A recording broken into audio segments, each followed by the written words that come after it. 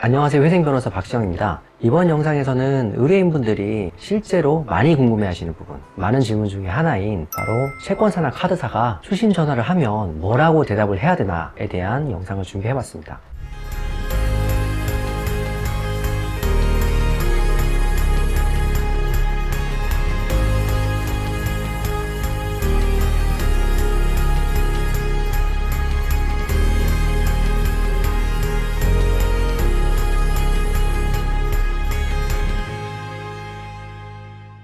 저희 카페도 그렇고 상담을 해보면 꼭 대표적으로 하시는 질문 중에 하나예요. 추심 전화가 오면 뭐라고 얘기를 해야 되나요? 실제로 이제 추심을 당하시는 분들은 그 압박이 굉장히 크기 때문에 그에 대한 걱정도 크시고 그러다 보니 이런 질문을 하시는데, 결론부터 말씀드리면 시점별로 다르다입니다. 왜 시점별로 다른지 단계별로 설명을 드리도록 하겠습니다. 먼저 사건 접수를 한 단계입니다. 사건 접수를 했으면 더 이상 회생 사실, 파산 사실을 숨기지 않아도 됩니다.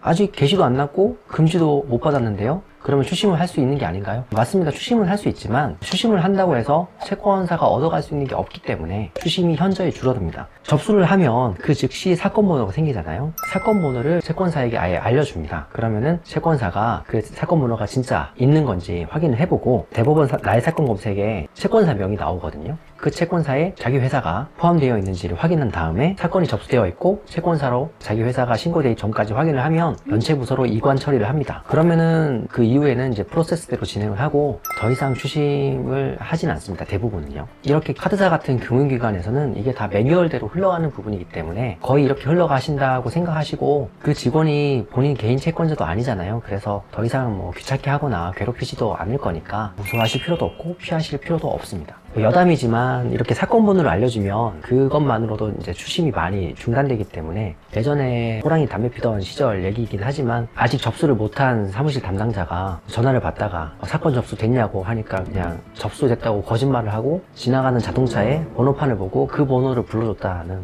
이런 괴담 같은 얘기도 전해집니다만 뭐 옛날 얘기고 요즘은 이런 일은 없을 겁니다. 두 번째 단계, 곧 접수를 앞두고 있다. 여기서 곧은 1, 2주, 늦어도 2주 내에 접수가 들어간다, 신청이 된다는 뜻입니다. 이때도 개인회생 준비한다고 밝혀도 됩니다. 개인회생을 준비하고 있고 혹은 위임을 맡겼다라고 얘기하시면 그쪽에서 대리인 사무실 전화번호를 물어보는 경우가 있을 겁니다. 왜냐? 그 채권사 담당 직원은 실제로 이 사람이 개인회생을 하는지 여부를 확인해야 되고, 실제로 개인회생을 하는 게 맞다고 하면 그 내부적으로 프로세스 따라서 역시 연체부서로 이관을 한다든지 하기 때문에 그렇습니다. 맡기신 대리인 사무실 이름이나 연락처를 알려주면 추심 담당자가 그 사무실을 연락을 합니다. 그 사무실에 개인회생 위임한 게 맞냐 확인을 하는 거죠. 이렇게 개인회생 사건을 접수할 게 확실하면 채권사로서도 더 이상 법적 조치를 위해서 애쓸 필요가 없는 거죠. 어차피 개인회생 할 건데 뭐하러 비용이랑 노동력을 쓰면서 법적 조치를 하겠어요. 그런 점을 명확히 확인하기 위해서 대리인 사무실 연락처를 알려주시면 됩니다. 참고로 저희 사무실에서는 부채증명서 발급할 때 연락처를 쓰는 란이 있거든요. 거기 아예 저희 사무실 전화번호를 씁니다.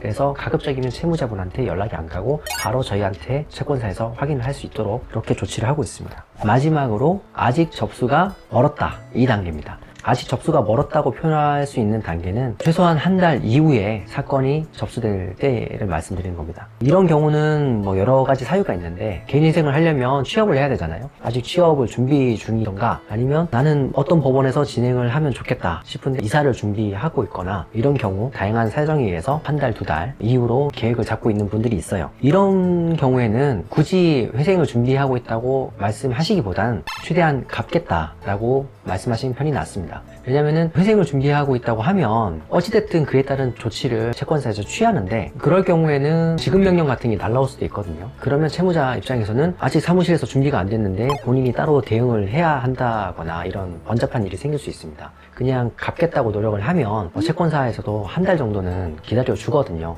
물론 그 사이에 추심 전화를 계속 받아야 되는 불편은 있지만 미리 말씀드린 것보다는 이 정도 불편은 감수하시는 게 차라리 낫습니다. 이런 부분은 특히 개인 사업자의 경우에 중요합니다. 개인 사업자는 다른 법적 조치보다도 카드 매출 상계가 가장 무섭습니다. 카드사에 대해서 채무가 있으면 그 카드사는 사업자에게 줄 카드 매출 대금을 아예 상계를 해버릴 수 있거든요. 이 절차는 법적 조치를 거치지 않고 바로 할 수 있는 거라서 채무자가 회생을 준비한다 혹은 파산을 준비한다는 사실이 알려지면 회생이나 파산을 진행할 때 아주 곤란한 상황에 놓이게 됩니다. 그래서 개인 사업자의 경우에는 부채증명서도 함부로 발급받으면 안 됩니다. 부채증명서를 발급받는 즉시 디폴트, 그러니까 연체에 빠지게 되고, 그럼 역시 카드 매출이 상계가 되기 때문에 회생 진행하기가 굉장히 힘들어집니다. 그리고 이때는 전화는 최대한 받으셔야 됩니다. 전화를 받지 않으면 추심업체에서 회사나 집으로 찾아올 수 있는 명분이 생기기 때문에 전화는 최대한 받으시는 게 좋습니다. 오늘 이렇게 카드사나 채권사에서 추심 전화가 오면 어떻게 대응해야 되는지를 말씀드렸습니다. 정리를 하자면 첫 번째, 접수를 한 단계에서는 사건 번호를 그냥 알려주면 된다.